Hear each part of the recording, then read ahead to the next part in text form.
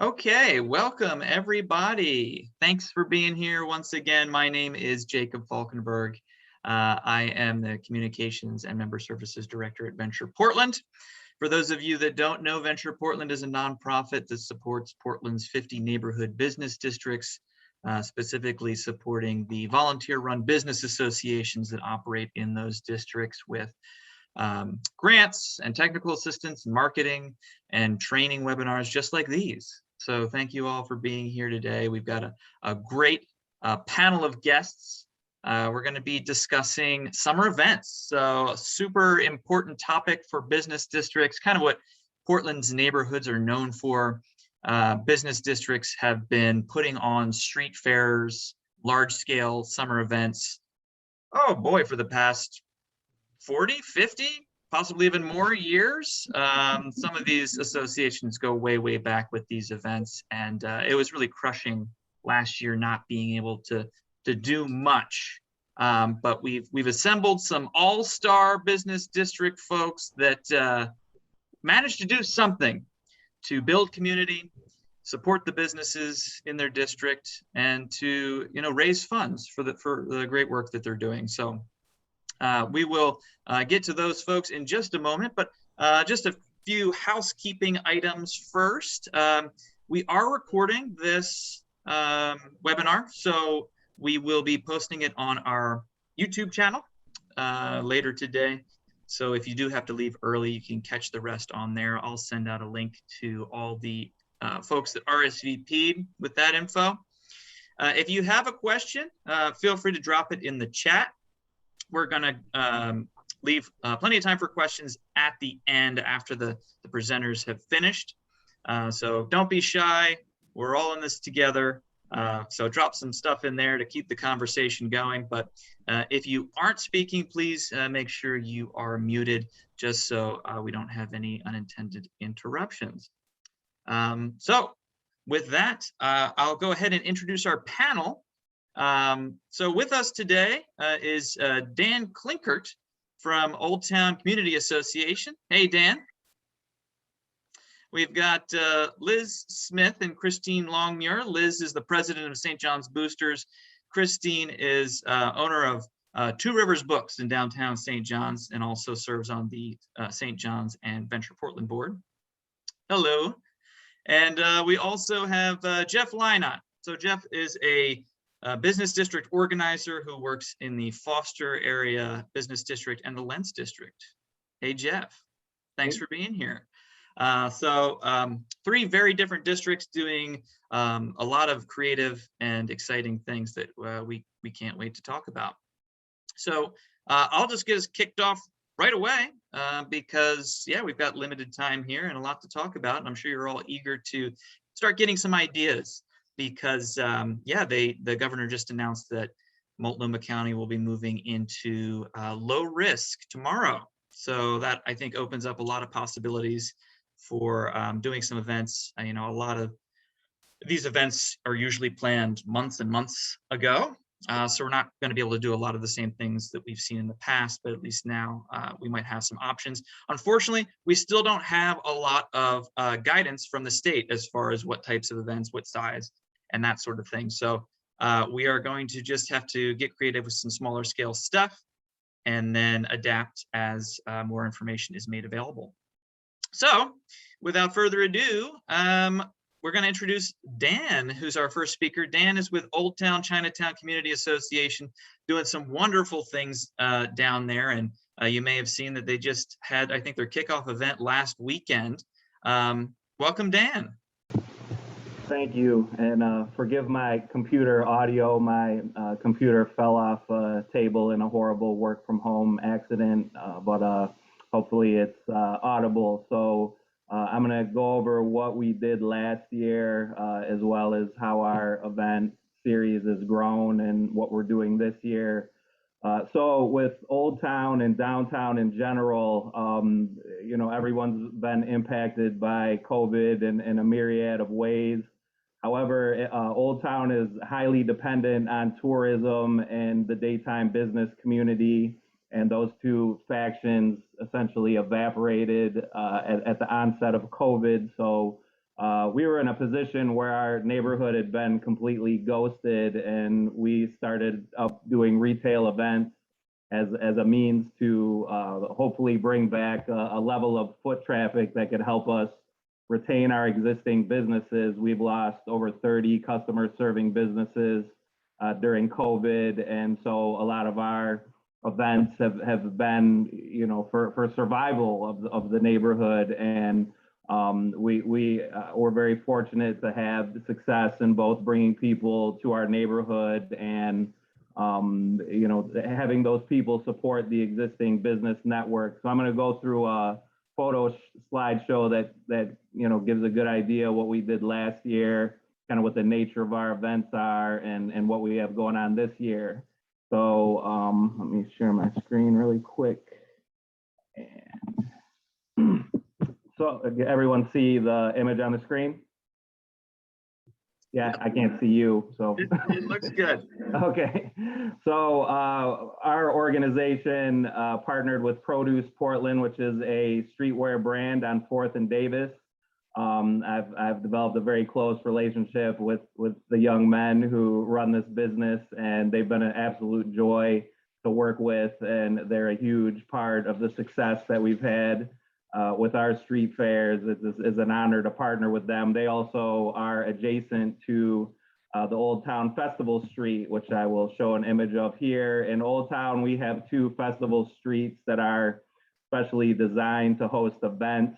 Venture Portland was very generous in awarding us a grant that allowed us to clean up the festival street. And actually, we received this grant before COVID because we knew this was an underutilized space, and the importance of doing things outside, as we all know, increased substantially with the onset of COVID. So during the summer of 2020, we set a record for events held on the festival streets. These were originally built in 2008, and when they were first built, there were a few large events, and then everyone essentially walked away from these spaces. There was nobody who was designated as the responsible entity to, maintain and activate the festival street. So I took on the role of championing the use of these, and it became really a priceless asset during COVID. So this festival street is also located next to the vacant House of Louis restaurant, which prior to a renovation that we did, if you will, that I will show you shortly, this building may have been voted the largest eyesore in all of downtown Portland. So the fact that our events were going to be located here kind of called to the need for us to do something about this building. So first, here we have an event taking place on the Davis Festival Street, and a neighborhood doesn't have to have a festival street to host an event, but for us, it makes things a lot easier. If you can see in the background, the palm trees, those are inside of granite planters that shrink the width of the street. So we don't need to have as many barricades to close down the street, which is handy. And we have the nice pavers and a few other amenities that allow for easy use for events.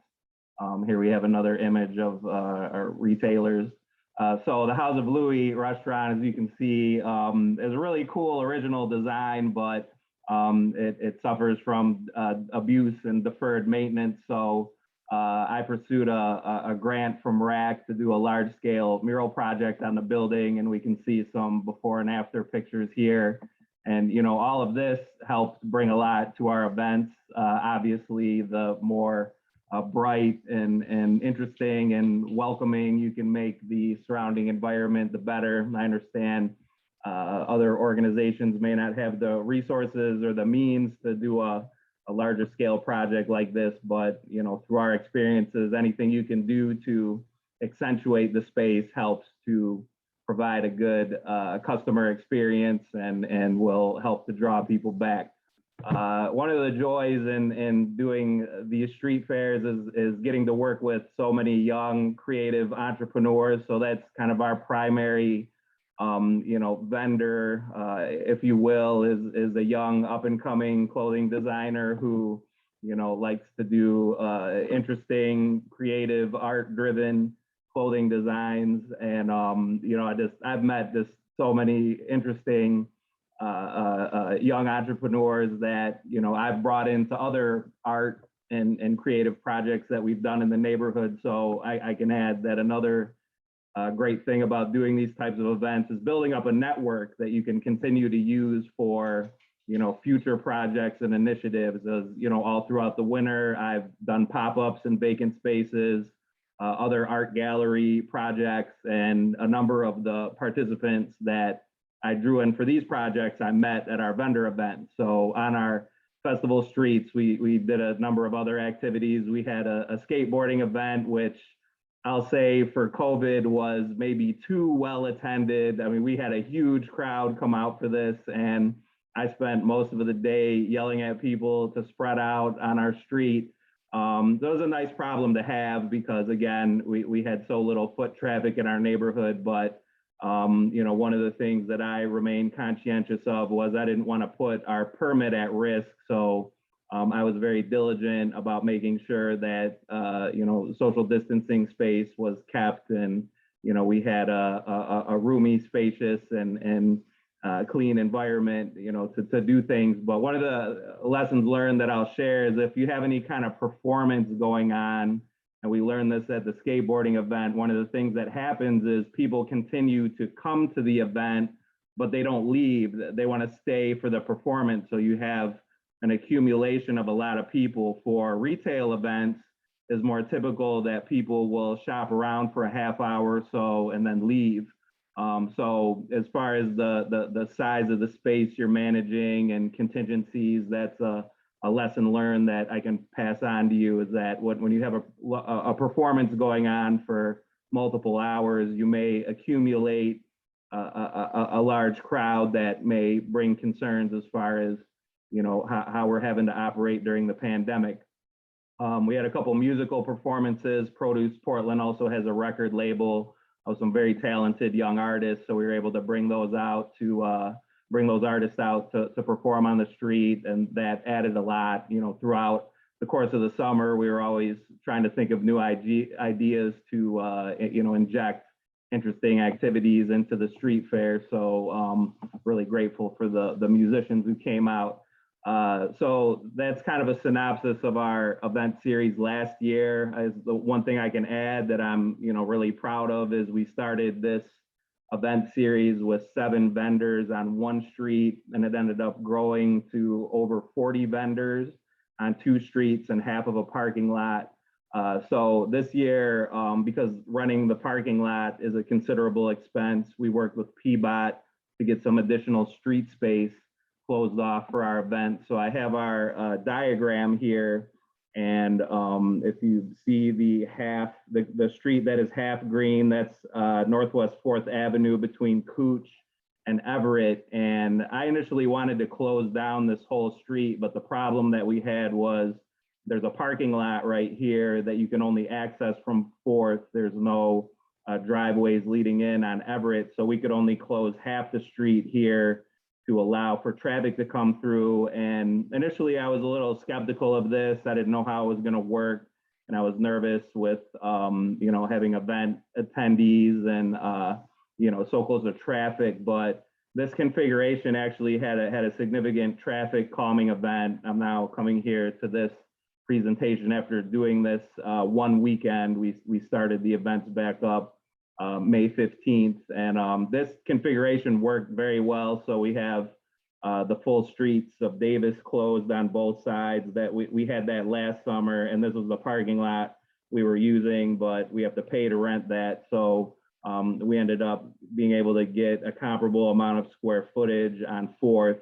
And this worked well, last weekend. We'll see how it goes this weekend, but I can say for groups here that may not be able to close a whole street, or if you have traffic flow issues that you have to work around, there's another type of collapsible barricade that PBOT can provide that's effective in closing half a street, and so that's an option you can pursue. And then I have a picture here of the booths on 4th Avenue, and these are the types of barricades that PBOT provided for us for this. And then last weekend, again, we opened up the market again to 43 vendors. We had the street fair go on Saturday and Sunday. We had well over 1,000 people attend, adding up both days. So the market is off to a fabulous start for 2021. And that is the end of my I'm just trying to bring up, how do I stop? There we go, stop share. Okay. So that is the end of my presentation. Do you want me to take questions now or wait till the end? Well, thanks, Dan. Yeah, that was really super informative. Really great to hear that, how successful those events were and the fact that you're bringing them back. I had a couple of questions, and then, we'll probably come back and do some questions at the end. But I was just kind of curious about the vendors. So it seems like Produce was a really great partner to have. They helped out with some of the entertainment. Can you just tell us a little bit about vendor recruitment, like how you started these relationships with the vendors and what types of vendors were there? It looks like there was a good mix. Well, I'm fortunate to have a large group of young Instagram addicted individuals who, get the word out about things. And so, Produce has a big following. So they've, put out posts just asking for or inquiring into vendor interest, and we're very inclusive about what we do. At times I have the thought or concern, like, maybe we should interview people or get to know people. We don't always know who we're adding to the mix, and there's a lot of safety and operational considerations. So I guess we've been lucky to build up a very solid network of young entrepreneurs who are both talented and professional, and just the word gets out through the network. So this particular group is very networked, and as far as the places people shop and the suppliers of where they get their products, our vendors all know each other. So it's been very easy for us. I guess we're lucky in that regard. I'm not sure what others may have to go through if you just aren't hooked into a group that has a network like that. But we essentially relied on an established network, and I guess I would encourage that approach if it's available to anybody here, because there's just a lot of other work that's involved in this. It's just myself and one of the owners of Produce that essentially put this whole thing on. We don't have an event staff. We both have other tasks that we have to take care of. So, that just having that established network has been real easy. And what was the mix like as far as the types of businesses between, businesses that are, have a brick and mortar in Old Town versus businesses that came from outside the district? Was there any concern from, businesses that are based in the district that businesses that came from outside might be kind of taking away attention from them, or was it more of a community collaborative, just by bringing in people, it's good for everybody? Yeah, that's a great question. There are a number of considerations. Like, for example, we have one, vintage resale retailer right on 4th Avenue, and we have a lot of vintage vendors that come in. So we've intentionally put these vendors far away from the storefront, from this location. And I think in our neighborhood, because there's been such a lack of activity, that this is the fact that we're doing something that disrupts some of the negative behaviors that have gone on and has breathed life into the neighborhood. People have been supportive, but that's something we've all remained conscientious of, not to produce too much competition for existing retailers. But that's a question that can go into, pertain to other similar brick and mortars that locate in our neighborhood. So in Old Town, we have 7 or 8 streetwear proprietors already there. And there's some, mixed feelings / tensions about new players coming in. And we have some retailers that feel the more the better, that just more of this customer base that's going to be coming to the neighborhood or traveling to Portland. Then we have others that feel that, when we introduce a new retailer, their revenues drop. So there's a variety of opinions and perspectives on that. And, we just try to go day by day and create a situation that benefits everyone, although sometimes that can be, challenging to accomplish. Yeah, absolutely. It's a fine line to walk. Last question before we move on to the next presenter. Did you charge anything for vendors to come in and set up, or was it free of charge?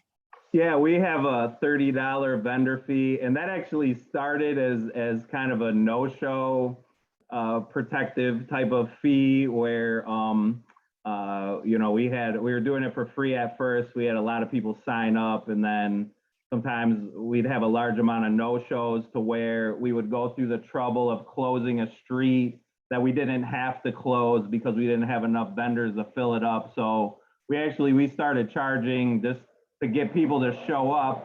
And, that fund helped us to rent the parking lot when we needed to. It also substantially increased the amount of, attendance, people following through.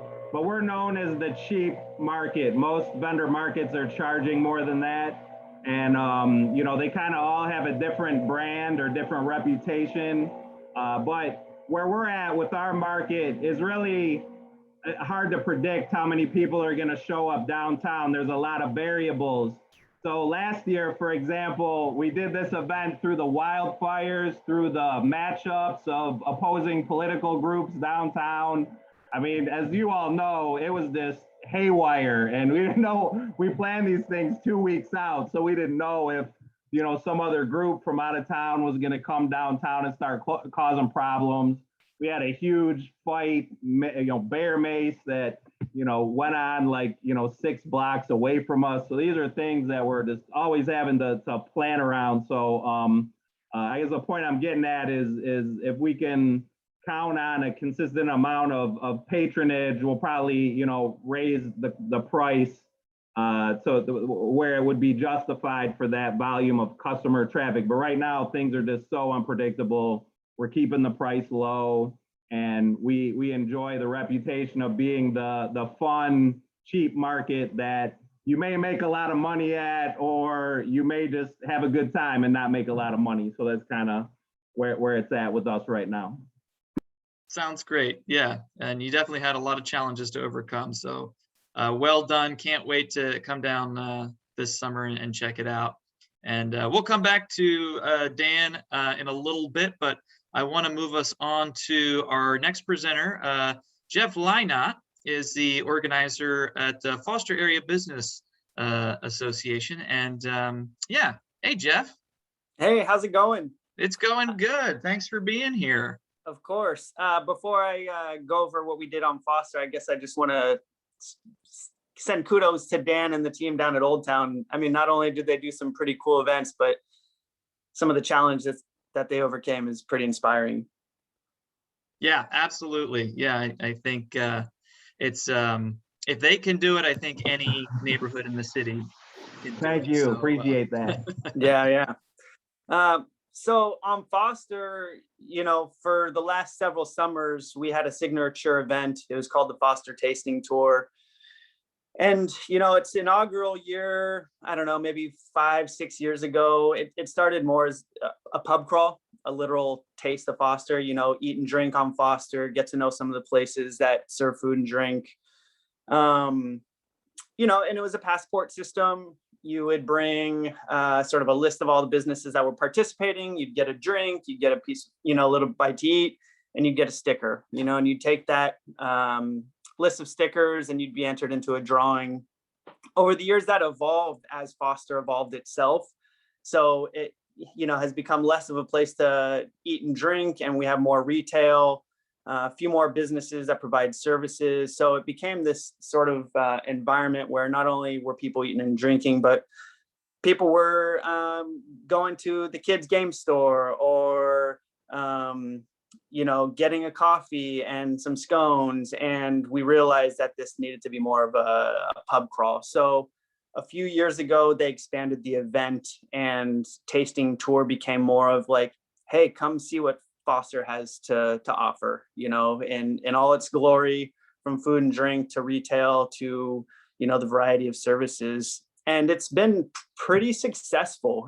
It's been a one-day event where, you could go into any bar on Foster the day of the event and it would be packed, and that's, again, a good problem to have. But when we're dealing with the public health crisis, we realized that that wasn't an event that we could do last summer. So we knew we wanted to do something. We knew we had to do something. A lot of the businesses were still in this place where they were doing takeout only or online orders and curbside pickup. A lot of buildings had been boarded up, just like a lot of districts. So, we did have to get creative, and we decided we were going to run with a similar theme where we wanted people to get out, support all the businesses on Foster however they could.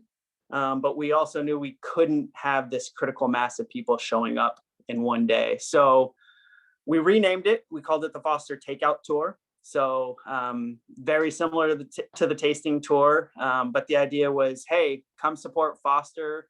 But instead of hanging out and, exposing yourself to whatever risks, get something to go. Take out, pick up, take it home, order something online in advance.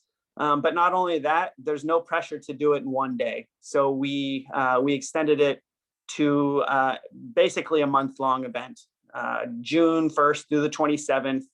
And the idea was each week we would sort of have this drawing, and similar to the passport in years past, customers could go to any of these businesses, make a purchase, and be entered into this drawing. And to encourage folks to keep supporting these businesses, we'd reset it. So each week we do this drawing to get people to buy more and more throughout the month. And that served a couple purposes. One, I think it kept people motivated to keep buying.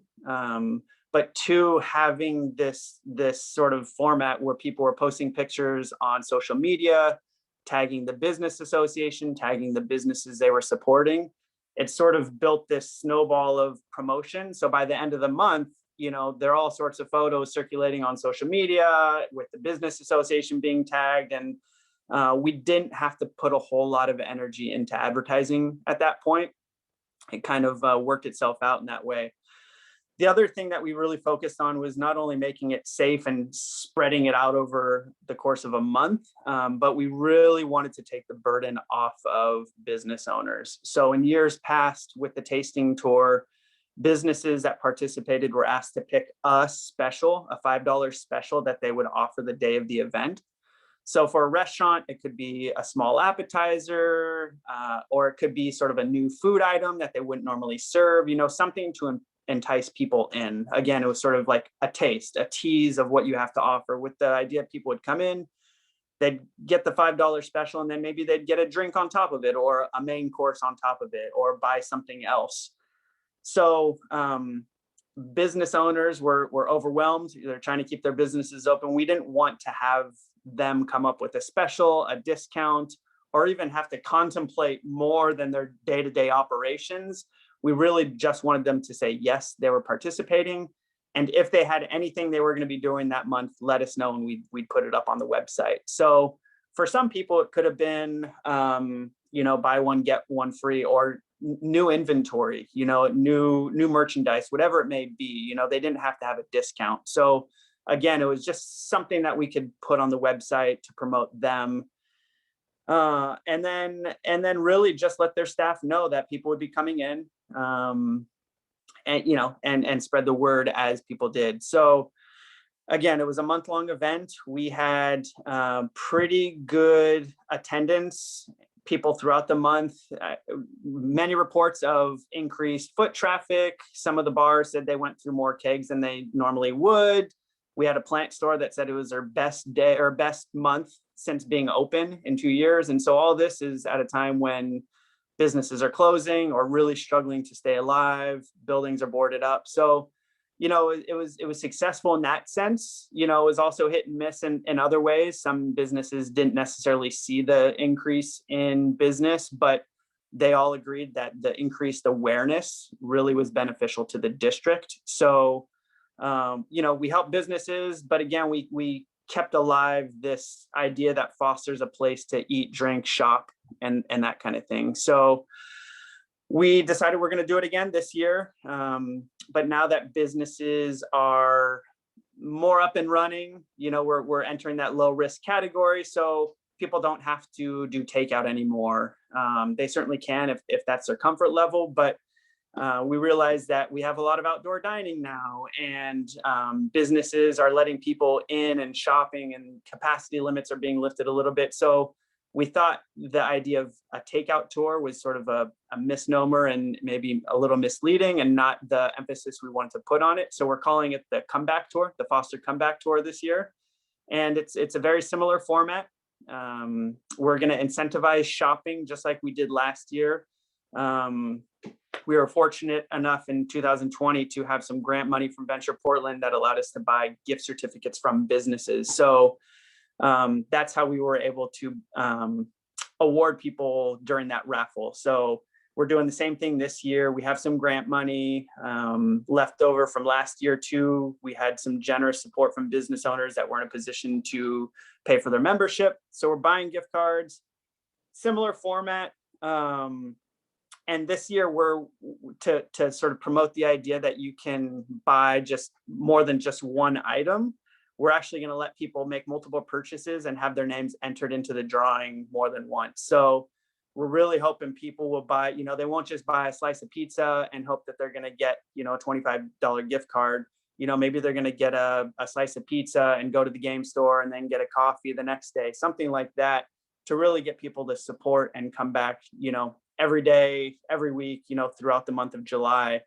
And businesses are on board. They're excited. It's another thing to promote the district. And I think, more than anything, right now we're in a place where supporting each other is a big deal, and we're aware that it may not move the needle, but again, we're promoting the district, and Foster is very hyper local, and a lot of the residents see that there's something happening. They want to support the local businesses, and we're trying to give them an excuse to come out and support. That's awesome. Yeah, way to pivot and take an existing event so you don't have to really recreate the wheel from scratch. So it sounds like the tasting tour pre-pandemic started off as a passport promotion where you would have an actual physical passport with all the different businesses on it. And then the incentive was you would get a specific discount at each business. And that's what really drove the traffic to those participating businesses. But during the takeout tour, it shifted to, Instagram only. And the incentive was you could be entered to win, a drawing of gift cards. Yep. Yeah. So you kind of shifted there as far as what's actually getting people out and motivated. And now it seems like you're keeping the gift card component this summer, but really going back to the more in-person experiences at those businesses. Is that about right? Yeah, that's right. And I think, again, just because businesses are open, we're aware that customers may have different levels of comfort, so again, instead of having, like in years past, this one day event where you have a critical mass of people coming out, we want people to be out in the neighborhood, but we're trying to spread it out a little bit, so people can come and go as they please without feeling like they're taking any risks and that kind of thing. So a little bit more similar to the original intent of the tasting tour. But again, we're just sort of spreading it out over the course of a month. And can you talk a little bit about how you market this event? Obviously, you're using social media, but are you using any other tools? What's your primary audience that you're trying to attract? Yeah, I think social media is a big one. And I would say, again, sort of tapping into those local networks. So the business association has good connections with the neighboring neighborhood association. So the Foster Powell Neighborhood Association and the Mount Scott Arleta Neighborhood Association. And they've really been helpful in getting the word out to locals. So there's that, business owners themselves promoting. And then we actually have members of the association. So the Southeast Examiner, certain media outlets. Last year, there was also PDX Pipeline was offering free promotion during the height of things. And so we took advantage of some of that stuff. But we usually take out an ad. It doesn't necessarily come from the same media outlet. Last year was the Southeast Examiner. We're not sure where we'll do it this year, but we tried to get something digital on one of the local newspapers. Awesome. Yeah, definitely good to kind of try to attract folks from different sources, because everybody kind of has their different comfort level. And it seems like you don't actually even need Instagram to participate. You also accept email submissions. Yep. Is that right? Yep. Any way you can send a picture. It could be a picture of a receipt. We really appreciated the people who sent pictures of, them eating a slice of pizza, something that we could repost and again, just sort of promote it. But yeah, you can email, even Facebook. I would say the majority was through Instagram, but we definitely had people sending emails too. And the prizes, are those awarded weekly? You do a drawing each week? Yep. Yeah. So we'll do four different drawings over the month? Yep, exactly. Yeah. And depending on how many gift certificates we get, we'll probably have multiple winners each week also. Again, we want people to feel like there's a good chance they're going to win something. Yeah, absolutely.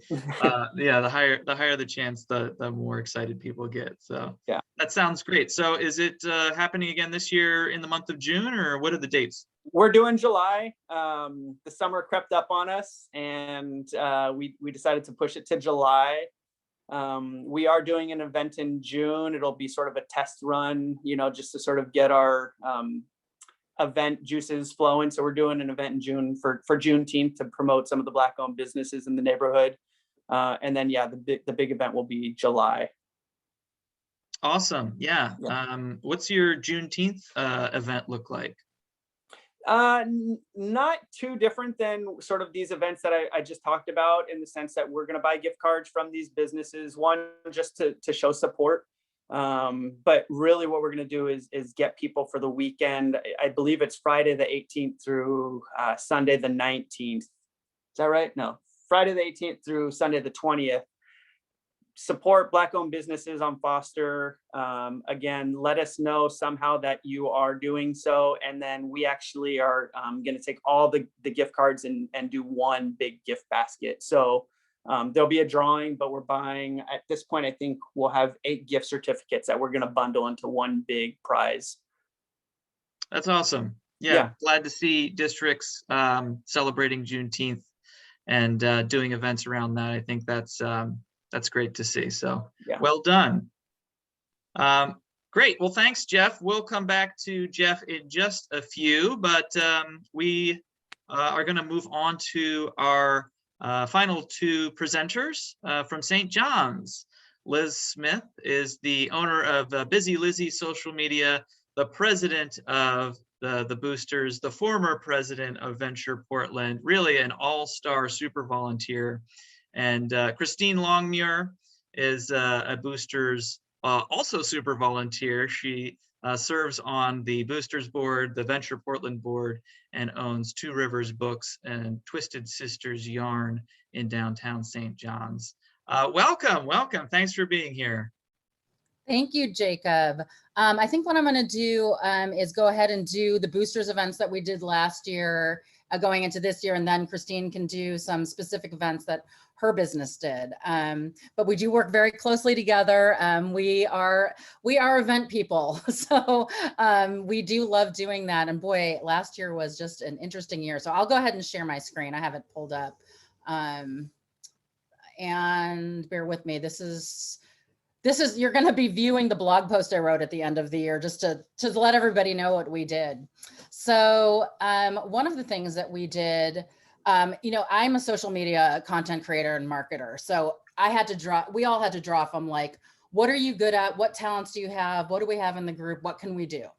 And one of the things that was happening was because we couldn't get into businesses to have those like friendly small town chats that we used to have, or touch bases, or, when you order online and get something curbside pickup, you often don't have an interaction. So we took the idea from the I Am a Small Business campaign that Venture Portland did. And I wanted to turn that into a weekly interview series on Instagram. So every week, a different business owner or nonprofit is interviewed, and we do just about it can be anywhere from 20 to 45 minutes. It depends how long the conversation goes. We go on Instagram Live, so you can tune in right away, which is kind of exciting for our social. And then, we have a really personal conversation about the business, why you chose St. John's, reminding people about what they love about our district, but also what this business has done to change, because oftentimes they've completely changed their model, and sometimes people don't know about it. And also just with the whole idea of I'm a small business, reminding people that when you're supporting small business, you're supporting a person, a family, a neighbor. And with all the online competition from big companies, we wanted to really drive that home. And so that I think I've done 23 interviews so far since November.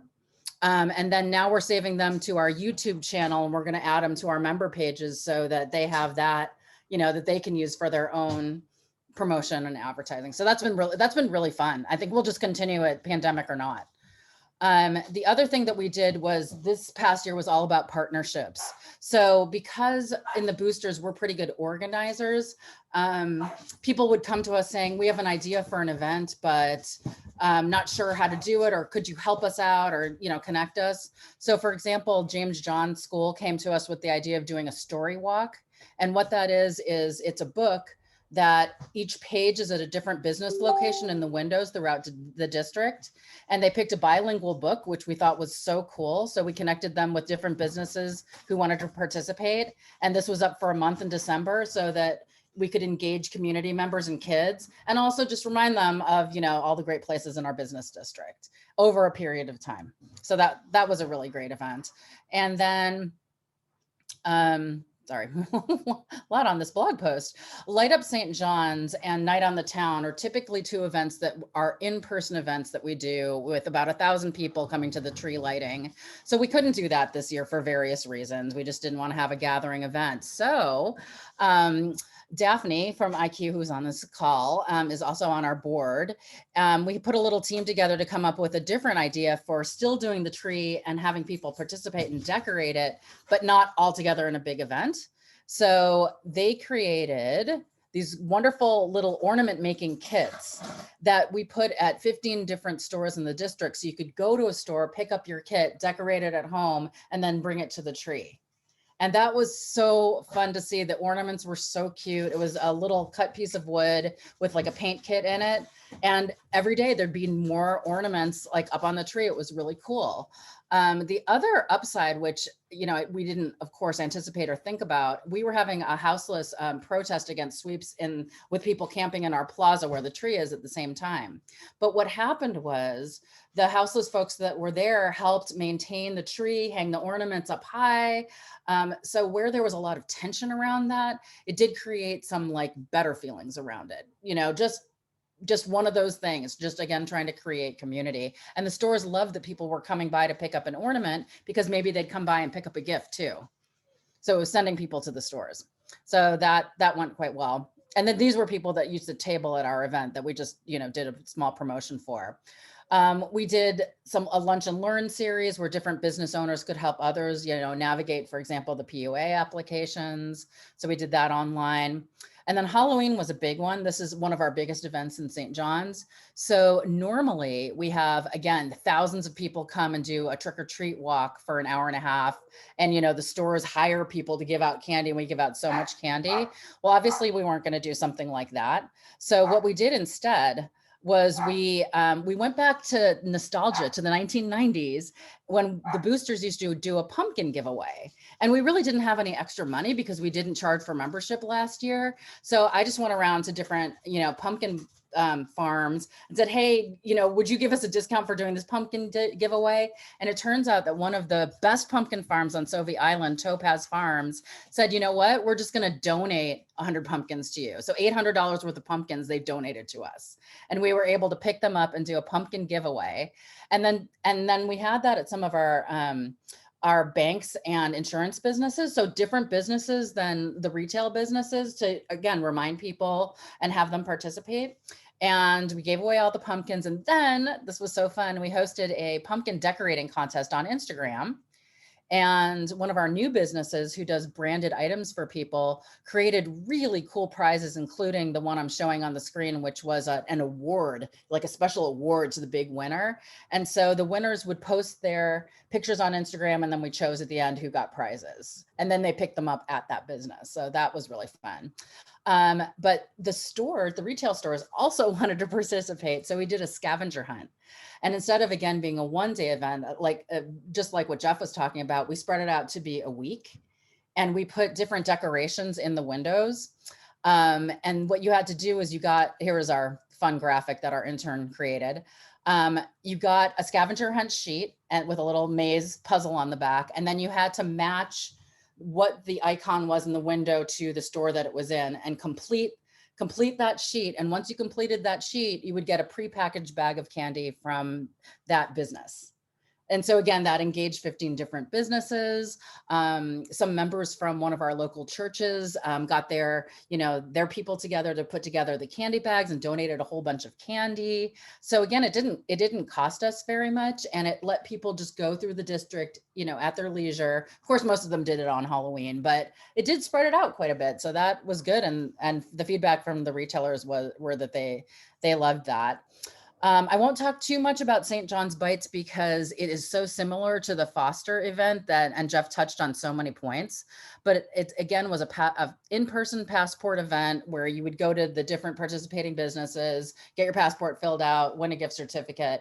So I will tell you that the first year we ran this with paper passports, we spent most of our money on printing and gave out $75 worth of prizes. The way we pivoted that was we said, you know what, let's not have anything printed. It's going to be a hashtag event on Instagram, and we're going to put that money back into the district.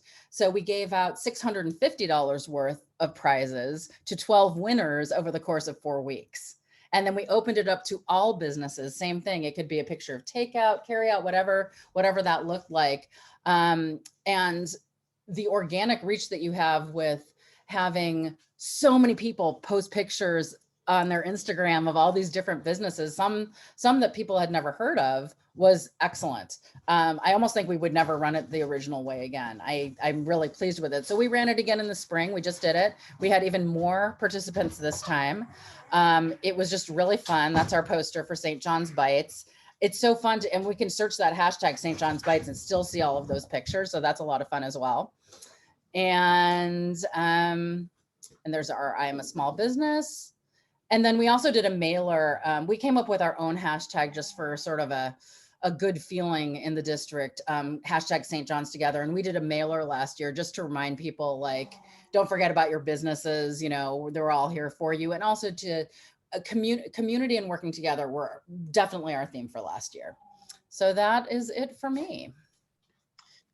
Liz, now, I mean, you guys have done an incredible amount in your district. It's really inspiring to see. And I think you actually even left a couple of things out. I think you did that great activation of the public space where you screened some movies and stuff last summer. You want to talk a little bit about that?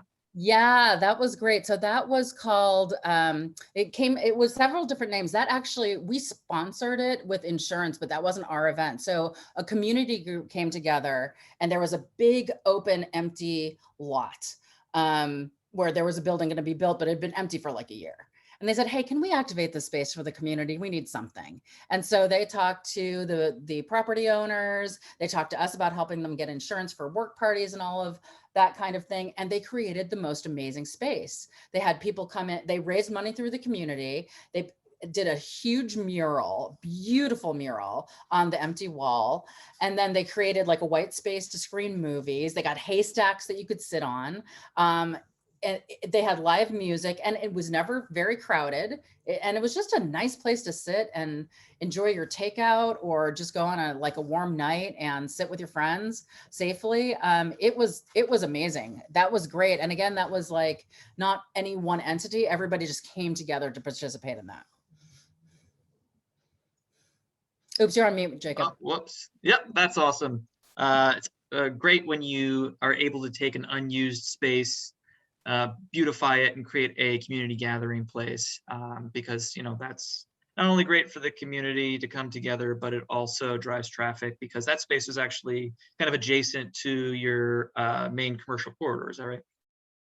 So something to keep in mind, and we'll circle back a little bit later to talk about working with PBOT to do something similar in your district. But I want to make sure we have time to talk to our final presenter, Christine of Two Rivers Books. Welcome, Christine.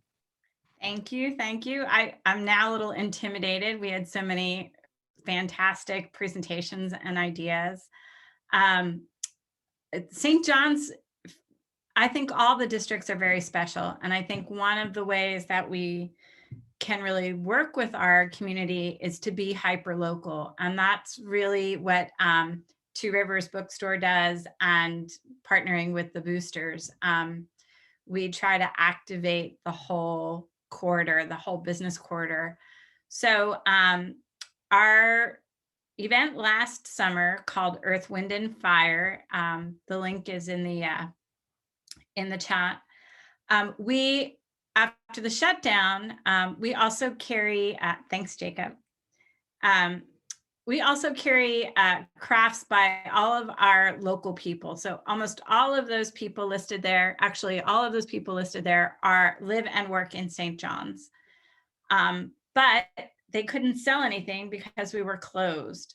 So we came up with this open air craft fair with the Healthy Business Permit. We closed down North Chicago. We partnered with Vibe of Portland. It's a local arts community for kids, to help us with the social distancing spaces. So she came out there and did some art for us. And then we did circles, 6-foot colorful circles, all away from each other, just sort of to be a visual reminder to people to keep 6 feet away. We did have the booths. We had a 10-foot booth, and then 10-foot space and 10-foot booth.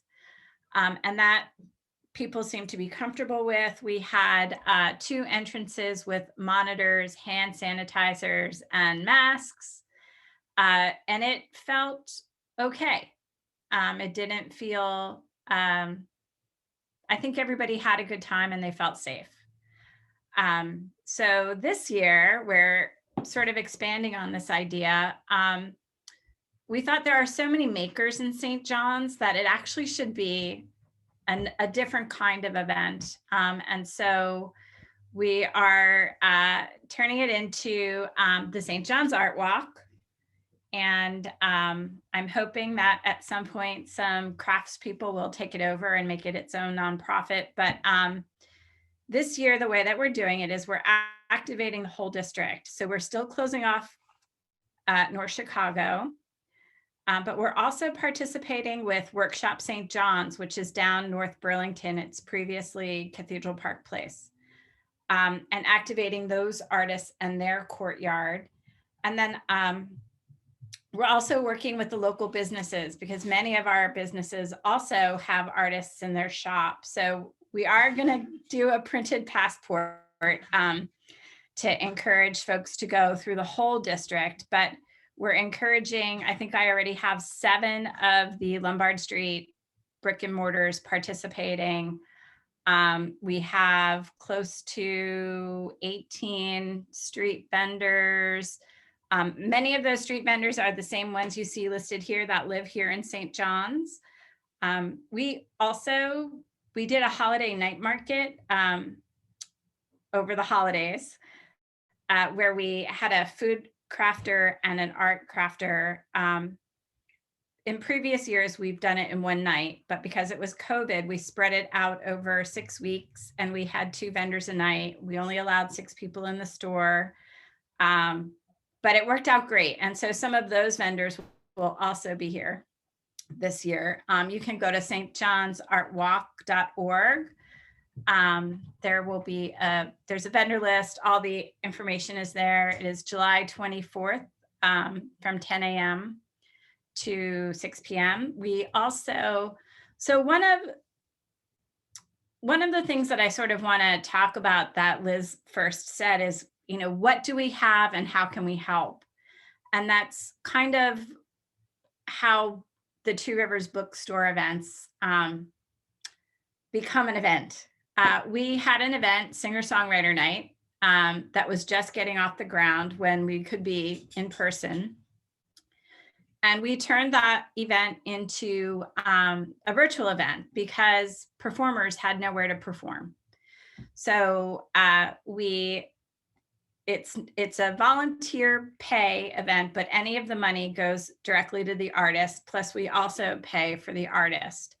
So this is one of the other things is supporting your local artists, right? Partnering with the people who are in your community. So it started with, well, what do we have and how can we help? And then how can we also provide entertainment for our community? They are sitting at home, not know, you know, what do we do on a Friday night? So it was kind of like a date night idea. We also, I feel very strongly about building community, and that's what a bookstore should do. So all of our events are sort of centered around how can we build community around this. We did an Armchair Travel Ireland event, which was virtual, but we partnered with many different businesses. So we created a tasting basket. The Garrison, which is just down the street from us, provided Irish whiskey drinks. Paiku, which is also in St. John's, provided corned beef pot pies. Two Rivers and Weird Sisters, we also sell yarn. We had a gentleman from Ireland call in to talk about his Irish yarn. And then Carol Tricote from Carol Tricote's Enterprises. What is it, Liz? I can't remember. Carol's Escapes. Carol's Escapes. Carol's Escapes. So she talked about how to travel once we can travel again, and how to set up, you know, your travel plans, your reservations, etc. So we didn't make any money, but we had 14 virtual attendees. Of those attendees, 8 people bought a tasting basket. So we brought the community together, and then we also supported our fellow local businesses that, you know, also needed some support. You know, the Garrison hadn't been able to be open. They were doing takeout drinks only. So yeah, just lift up your neighbors and partners. Look for your partnerships out there. What other event have we done? Oh, so the events, we also think about which events are financially successful and which events are community building successful. The Cookbook Club with Lorena Jones, who's the publisher of 10 Speed Press, was a financially successful event. This event happened at the very beginning of COVID. Two Rivers has a cookbook club. So I used to work for 10 Speed. I invited Lorena. I said, hey, you know, we're looking for something for this terrible COVID time for the cookbook club. Can you talk about cookbooks? I sold over $800 worth of cookbooks from that event, which is super successful. We did charge an entrance fee, but you got that back credited to your book purchase. If you didn't purchase books, that money, you know, went to the event, to organizing the event. So yeah, that's, I think, about it. Any questions? That's awesome. Two Rivers does so many amazing things for the community. Actually, I stopped in there a few weeks ago, and they had just done a poetry contest with the local school, and the poetry winner was coming in to collect their prize. And I thought that was really great to see the businesses in St. John's engaging with the local schools. I wanted to say great. too that you forgot to mention, Christine, you also help support Portland Culinary Alliance with the armchair travel events. So that was kind of cool to reach out to like a bigger all Portland, nonprofit and share with them. It was a very, very giving and sharing event and a lot of fun. Those cocktails were delicious. Yeah, the poetry event was sponsored by myself, Willie Vlotten, who's a local author. He has a new book out called Night Always Comes, and then also by Tin House Press, which is a local publishing house here. So we didn't do it all on our own, but I think we were all moved by the inaugural poetry reading of Amanda Gorman. And I was like, you know what? We have talented kids. They should write some poems. And so that's how the poetry contest came about for Poetry Month, which is April. So yeah, that was really fun. The kids, I'm getting teary just thinking about those kids. You can, we have links on the website where you can hear them read their own poetry. Yeah, so that, that's partnering, right? Partnering with the schools, partnering with my local publishing house, authors, local businesses. I can't stress enough that to make an event successful, you have to partner, you have to lift each other up. And I know, Jeff, you talked about how some businesses are afraid that other businesses are taking money away from their business. We have that mentality too, but you just have to keep trying, right? I mean, I always think there's enough out there for everyone. So yeah. Thanks, Christine. And definitely everyone go and check out Two Rivers Books and Twisted Sisters Yarn. You'll find something. Weird Sisters. Weird Sisters Yarn. Weird Sisters Yarn. Twisted Sisters, the band. So. Yeah. Weird Sisters is from Shakespeare. My fault. That makes a lot more sense. Yeah. And don't forget to check out the St. John's Art Walk, July 24th. And I believe you're accepting vendor applications for that at the moment. I am right now. Great. So if anybody's interested in being a vendor, the website has a link. Great. Well, I want to thank all of our presenters again for all that great info. And now we're going to open it up to questions. And I think I saw a couple of questions come in as our presenters were talking. One specifically was around permitting. So Dan, I was hoping you could speak a little bit about your experience working with PBOT, what kind of permits you had to secure, what are the kind of restrictions right now on permits that you wouldn't have had to do in the past? I know you've got the festival street, so you probably don't need as many permits as a district that is trying to shut down a normal street. But do you want to talk a little bit about the permitting process and what you had to do? Sure. So yeah, the first thing I'll say is without the PBOT Healthy Business Program, we wouldn't have started this project at all, because through that program, we were able to get a free permit plus free barricades, which is what we have this year. So that was really the genesis of us being able to do all of these things. I have pulled permits before for street events prior to COVID and that Healthy Business Program. The typical process is you pay the fee. It's now been a while back, but I want to say it was around $300 or $400 normally.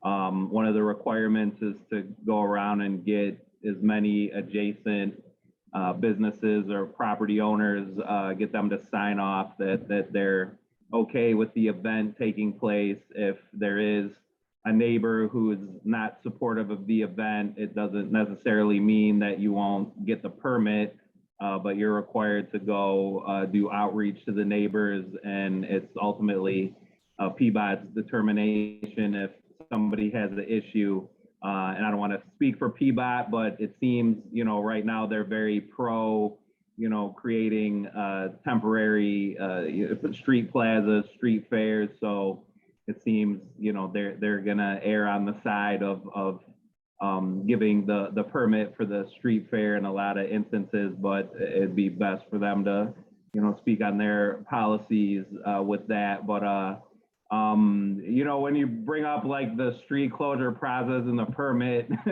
the thing that really comes to mind for me is the pragmatic aspects, like where are you going to store the barricades? Who's going to haul out the barricades and deal with the traffic control devices? So I don't know how many people here are part of the Sam Adams event work group. I know there's a lot of people involved with that, and I've kind of pushed for that group to discuss these more pragmatic details, because I don't think anybody's going to have an event staff fall from the sky. And, in my situation, everybody wants to chime in on how you should run events and what you should do. But, when it's time to do the grunt work, I don't see a lot of people showing up to do all that. So, as where I was coming from, when I say this is me and one of the, owners from produce that's doing all this. So, some of it is different if you're going to do a one-off event or a recurring event.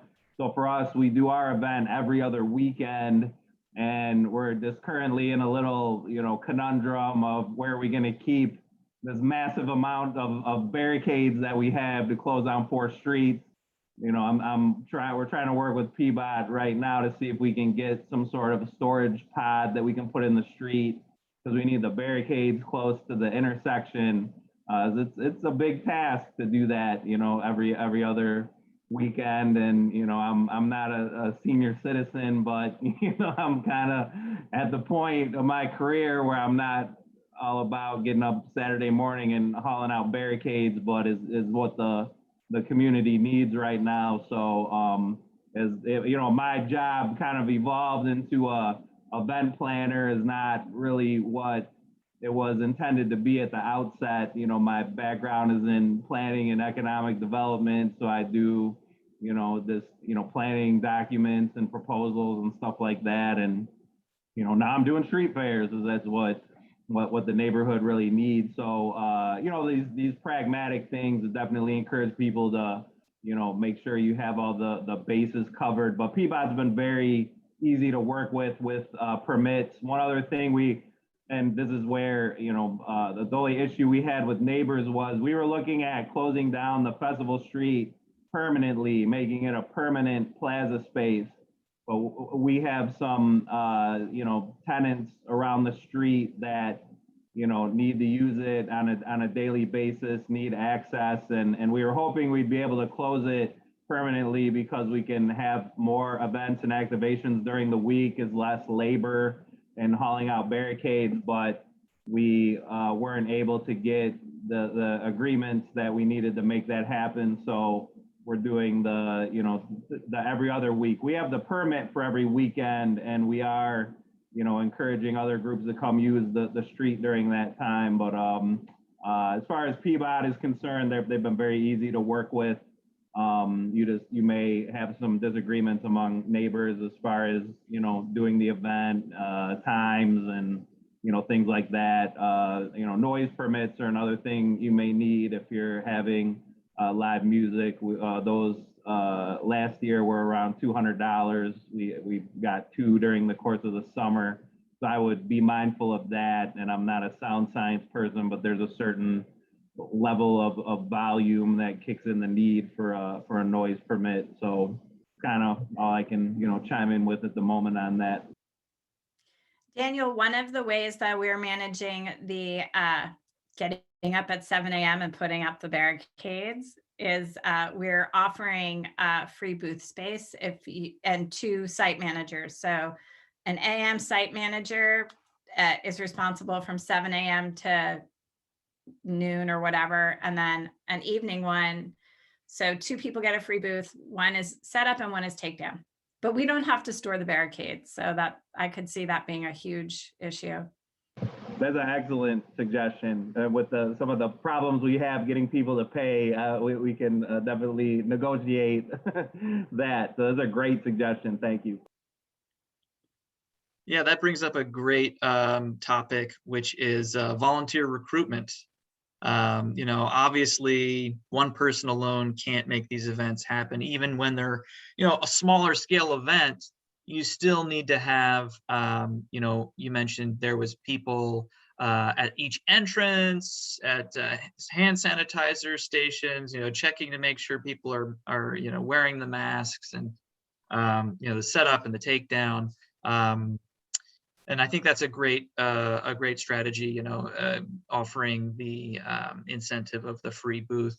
Any other tips for recruiting volunteers for these types of events, Liz? Yeah, so that was a huge problem last year. Even my board members were so busy trying to figure out their own businesses and just survive that nobody had any capacity to do anything. So that's when I really partnered more with the neighborhood association and reaching out to other members in the community. Didn't have to be our own membership. And I said, hey, we're doing a thing. Is there anybody to help put pumpkins in the locations? Or, can somebody help do, create a poster or do something like that? We really had to reach just much more beyond our membership to there were people in the community who maybe work for larger companies and were working from home who did have time on their hands, whereas our small business owners certainly did not. So it was just changing that way of thinking. And actually people liked the community engagement. So it was good.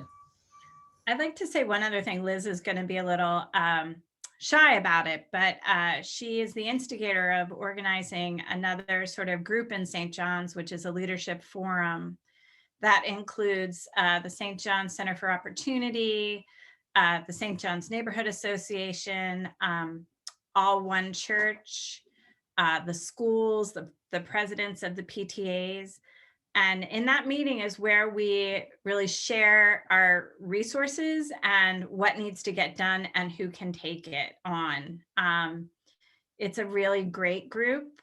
Everybody I feel has put their private agendas aside to make St. John's a safe and happy place to live. But that was one of the amazing things that Liz Smith started. Well, it's a great group. And that's actually how one of the ways that the churches ended up helping us make those candy bags. They said, we have all this candy. We want to do something for Halloween. We can't do it at our church. Can we please help you with our event? And I was like, sure, you can make 200 candy bags. Here's what I've got. Here's the bags. And they did a great job. And they were able to share those pictures on their social and kind of show what they were doing. And it was a really feel good event. Thank you, Christine, for reminding me of that. Yeah, great reminder as well, to, we keep talking about these partnerships, but there's lots of different options for partnerships, right? We've got the neighborhood association, but your district probably has nonprofit organizations that would also like to contribute or that could benefit from the work that you're doing. A lot of districts have been doing fundraisers for local nonprofits in their district, and that's another great way to incentivize people to come out and participate if it's for a good cause. And that's something we didn't talk too much about here, but I can send some links along about some other districts that have been doing similar types of events, if that's something that you think would work well in your district. We're coming towards the end here, and I want to be respectful of everybody's time, but I wanted to just give our presenters just a chance to just share any advice that they would have if there's a district that's looking to put on an event this summer. What advice would you offer them based on what you learned last summer and what you kind of are planning for this summer? I would say, put the idea out there first and foremost. I think what we all learned is you'll be shocked at how much you can do in 2 weeks' time or a week's time out of necessity. I think you put the idea out there and just figure out what that first step is and allow yourself to be surprised at how much you can accomplish in a short amount of time. Yeah, I second that. If you just talk about it, right? Very often I'll talk to customers and say, I'm thinking about doing this thing. That's how I got Willie Vlaughton to be a sponsor. for the poetry contest. And people are like, well, you know what? I have time. I'm working from home. So you'd be surprised at who in your community is really willing to step up. I will support that. And I will add to that. Don't only think of your known channels of communication. So I can't tell you how many neighborhood association meetings I've gone to, both neighborhood associations, North Portland Neighborhood Association meetings, to just tell people about the events, because people are flooded with Instagram, Facebook. We now do weekly newsletter. Don't think you're over advertising it, because it takes people a long time to figure out what's going on. So, just in whatever you can do to increase your communication and spread it as wide as you can, and get others to help put it in their newsletters, that will help you get the reach that you need.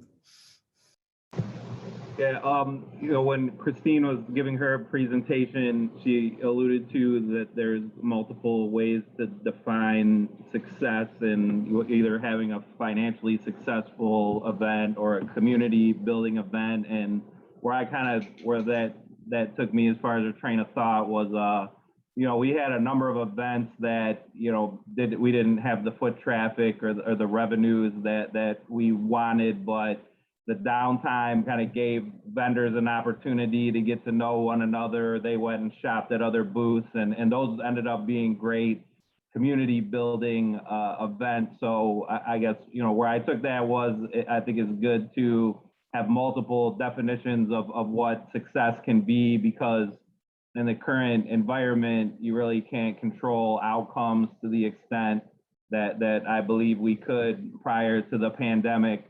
And events, as far as building an event, whether it's an annual event or an ongoing event, is a process where lessons learned, cultivating the network, cultivating the community are all very important components. And so you may not have an event that's, well attended or makes a lot of people a lot of money, but there may be other benefits gained from that. And I think it's an important mindset to have to maintain the level of morale and motivation that's needed to, persevere here. Other thing I'll add, hopefully going forward, this isn't a recommendation that we'll have to make, but we've been doing events. We've done over 30 events in Old Town, going back to the beginning of the pandemic. So, people have reached out to me about ideas, feedback many times. And one of the most consistent bits of advice I would give people as a little counterintuitive is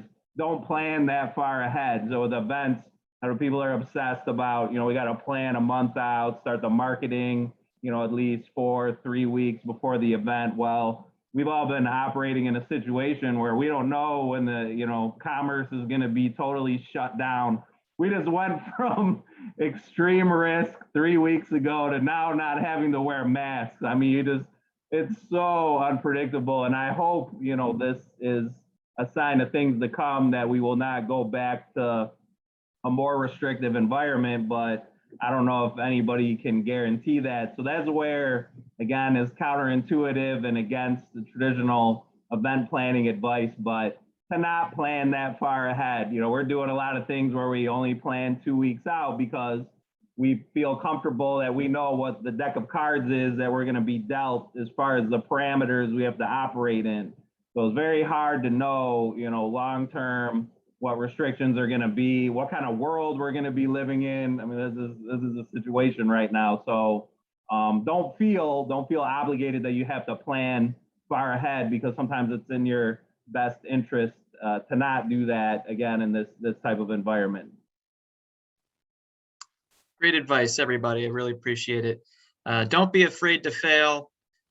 These events evolve over time, so you just got to start it, see where it goes. And I think that's what all these districts have done.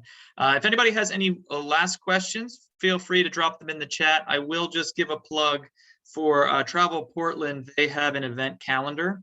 I'm going to drop that into the chat.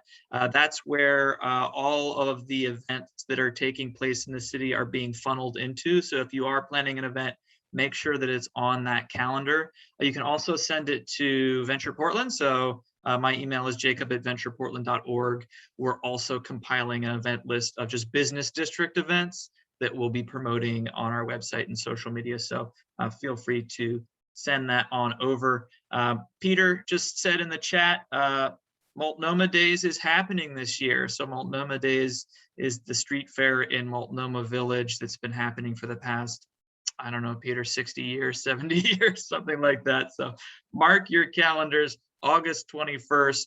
And I'm going to send an email follow up with all the events that we talked about that are coming up. So you can get those on your calendars and support our presenters and their districts. So can I say something really quick about the Travel Portland calendar? I just found out the hard way that you have to have your event in 7 days in advance to be on that calendar minimal. And I think based on my current experience, they're working some bugs out with that. So I would encourage you to get the events logged in to their application well in advance of the event date. Good point. Yeah, I noticed that as well. And that's something new. It wasn't always that way. So yeah, we'll see where they go with that. But yeah, the sooner the better you can get it in there, just to start getting the word out, and hopefully we can have a safe and productive summer for everybody. So thanks once again to our presenters. Thanks for everybody that came. And yeah, please reach out if you need anything, and have a great rest of your day.